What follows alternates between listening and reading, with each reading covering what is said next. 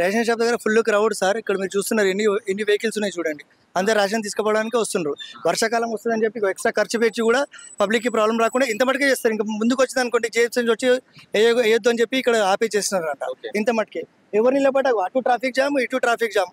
ఒక్కొక్కరు తీసుకోవాలంటే ఒక్కొక్కరి కార్డు మీద 120 కిలోలు కూడా వస్తున్నాయి. వాళ్ళకి 3 సార్లు జోకాలి తీసుకుపోవాలంటే ఇక్కడ ట్రాఫిక్ అయితే జామ్ అవుతుంది. లేదు టోకన్స్ ఇస్తుంటే మాకు ఇప్పుడే కావాలంటారు.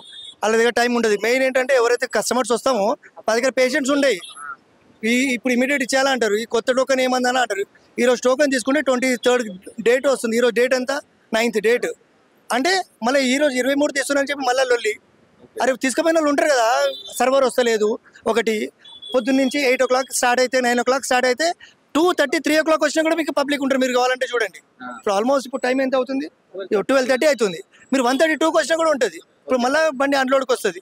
మళ్ళీ 4 o'clock మళ్ళీ స్టార్ట్ అవుతుంది. మళ్ళీ రాత్రి 10:30 దాకా అవుతుంది.